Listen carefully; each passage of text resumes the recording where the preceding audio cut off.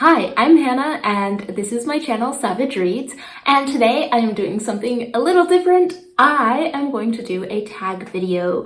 So the amazing Erin at Erin Read a Book created this tag and used my channel name as one of the prompts. The tag is called the Booktuber Name Tag with various prompts based on some amazing booktubers' channel names. So let's jump into the questions. The first prompt is based on the booktube channel Books I'm Not Reading, and it's what is a book that has been on your TBR forever?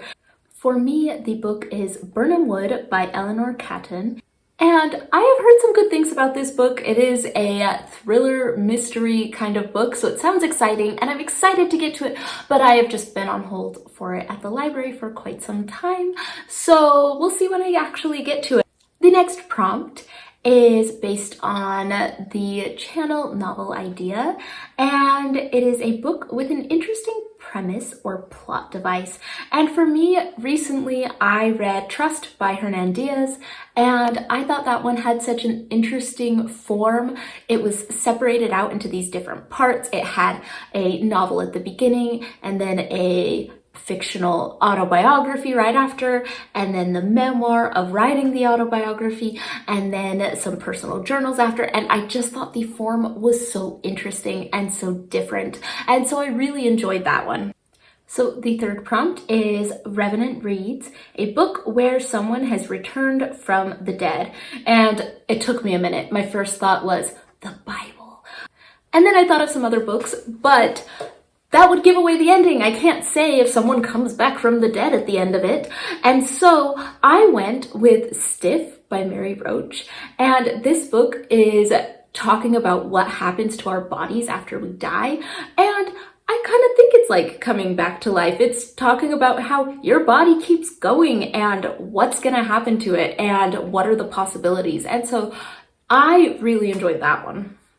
Prompt number 4 is based on the channel named Criminally, and it's a book where a crime takes place. And so I'm going to quickly throw in 3 books where a crime takes place, all from recent reads. The first one is Dead of Winter by Darcy Coates because it is a thriller murder mystery kind of thing. There's the crime.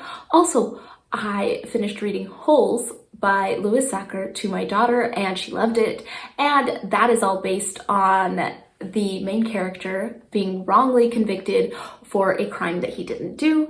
And for another fun one about crime, I have The Forger's Spell by Edward Dolnick, and that goes into depth about forgeries, specifically art forgeries, and some of these high-profile cases about forged Vermeers, so highly recommend that one as well.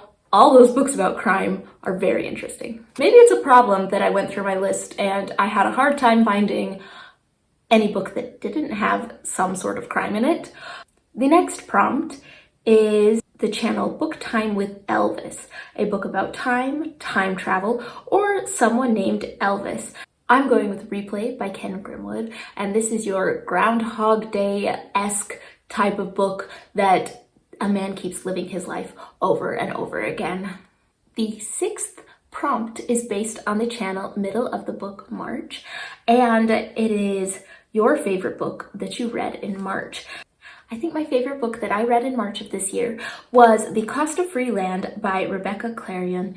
It not only talks about the history of land in the United States and where it came from and who lived there first, but it also talks about what we can do about it going forward and has some personal elements with the author's own family history interwoven into the narrative. So this one was excellent. Definitely my favorite book that I read in March. Prompt 7 is Book Buds, and the prompt is a book with a great friendship. And I am going to actually go with Strange Sally Diamond by Liz Nugent. In this book, Sally goes out and starts making friends after the death of her father, and I really loved some of the friendships that she made. It had a really great sense of community and a great sense of friendship that wasn't super, oh, is it a romance? Oh, is it anything? No, it was just strong community friendship and her finding her way, and so I really liked that aspect of this book. Prompt 8 is based on the channel Obscure Book Adventures. It is a book that you love that never gets talked about. And going through some of my recent reads, one, I know it's been talked about, but I do think more people need to read it, is Address Unknown by Catherine Cressman Taylor. This book was written in 1938 and it follows a friendship of two men, one living in the US who is Jewish and the other one who moves back to Germany. Watching how the influence of the ideals that were held in Germany at the time infiltrate this friendship was really interesting and felt really real, and for the time this was very important. I think that everyone should pick up this book because it is a quick read with a big punch.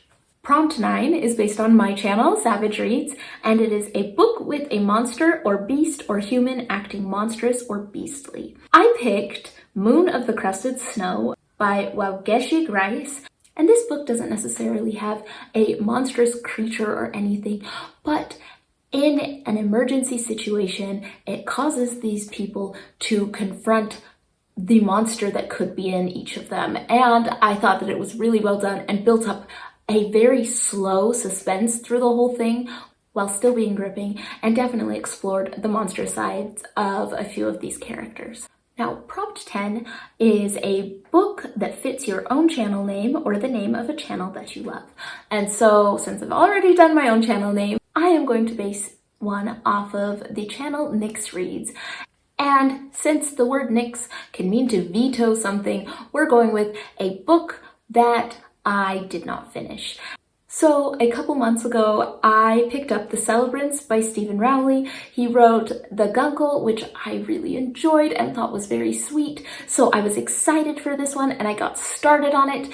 And it was about a bunch of middle-aged people kind of having a crisis. And I know it was probably about more than that, and I know I probably would have liked it if I'd stuck with it. But at the time when I picked it up, I just thought, I can't handle this right now. And so I put it down and put it away. If you have read this book and I should give it another shot, let me know, because I might be interested. This could be great. It just hit me at the wrong time. And that is everything for the Booktuber Name Tag. Make sure to check out Erin's channel. I will link it down below. And if you are interested in doing this tag, consider yourself tagged. This was a fun one. Thank you for watching. If you have any thoughts on these books, let me know in the comments down below, and I will see you all on the next one.